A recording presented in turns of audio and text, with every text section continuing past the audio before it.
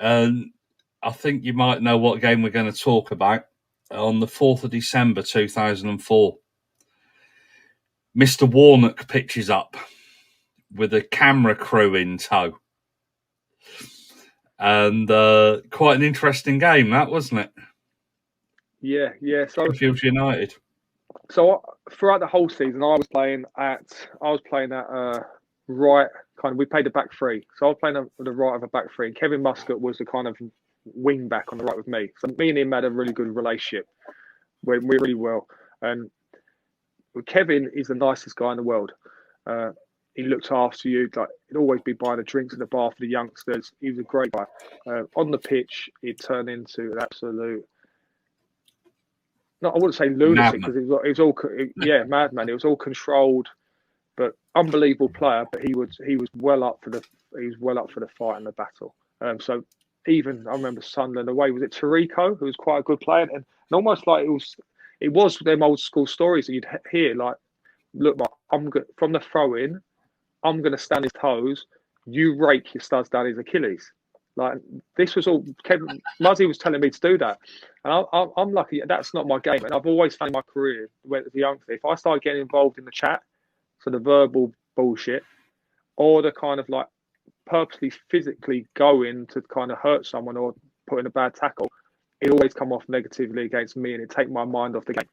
So I love the tackle, but I knew in a 90-minute game, I'd get 2 or 3 opportunities to win that ball and make the tackle, you know? So why would I risk getting a yellow card or sent off when I can smash someone barely? So that was my mentality. So I used to go, no, Muzzy, no, I'm not getting involved. I'll just play my game. Muzzy be there, like, standing their toes, grabbing their nipples, like pulling their hair, all sorts of stuff. Like, the stuff I saw is brilliant. I'd be chuckling on the pitch the whole time. So that game at Sheffield, I didn't know. Apparently, there's a bit previous. I don't know what had happened or what. But yeah, as at half time, it was 0-0. Was it 0-0 or was it 1-0? It was 0-0. Yeah, it was 0-0. Yeah, it was 0-0. So we were walking into the tunnel, and Muzzy goes to me, "Get round me, Mark." And I don't know. I'm probably not going to say too much because obviously the real version of events I don't think has ever gone out there, and I was probably the only one who was witness to it.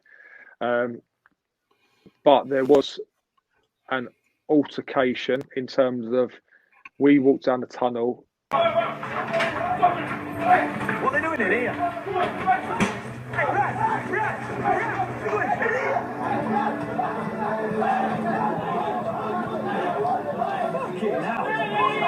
Muscat's gone, but there's no ball fucking in there. This fucking Muscat's just gone in with fucking face. I know what he's like.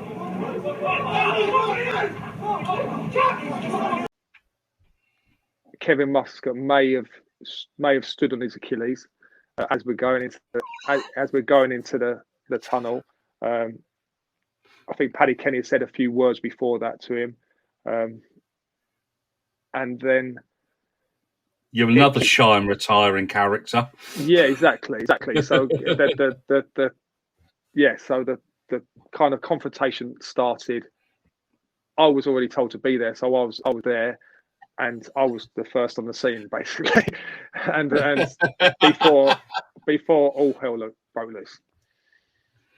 And they ended up getting sent off, I think, didn't they? Yeah, I thought we were going to get away with it because, again, these things happened. These things did happen in the change rooms.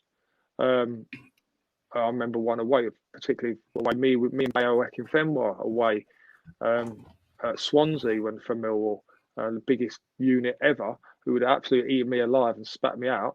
But I was game. There was no way I was backing down from it. But these things would just happen. That it is a kind of an aggressive sport, whether you like it or not. There is a lot of aggression in it. So yeah, that kicked off. I thought we were going to get away with it because there's so many people in the end, you know, and no one really knows. Like I said, even though we're walking tunnel, it's only me, Muzzy, and Paddy Kenny that really.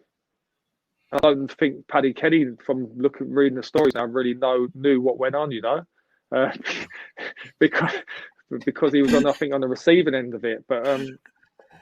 But yeah, it was carnage, and then the referee I think through hearsay more than anything, sent them both off.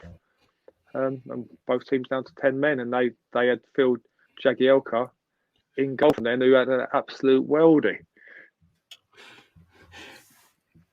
In fact, I think Warnock was losing his shit, wasn't he, in the tunnel? Because he had the TV cameras there. The TV cameras were following him for some kind of documentary. I was watching it on YouTube the other day. You can kind of see there's a camera outside the Sheffield United dressing room, and you kind of see looking down the camera. I think it, yeah, looking yeah, down the kind of think not camera. Yeah, that's right. And you kind of see Barry Hales is the first one in, isn't he? Yeah, Barry Hales. And then there's a couple. Well, the And then famous there's a story. couple of others. The famous story in the changing rooms with us boys is because Danny Dicchio, there was a players' room around the back of the changing room where everyone used to sit and watch the results coming and stuff like that. And so Danny Dicchio come running down in his suit and threw a water bottle. So when you said like that was a piss take, that like you said 10 minutes later and throw a water bottle, like what are you doing, mate? when the carnage just had happened right at the start, like really, there may not been some headbutts and things like that, but yeah, it was a proper fight. It was a proper fight. It wasn't the way that the cameras and famously documented about really went on. You know, there's more to it. Yeah, but Paddy Kenny sat in the dressing room with a thing under his eye, and I think. Well, yeah. Look, next time you watch a video, look at the lump on Paddy Kenny's head. that kind of tells the tale.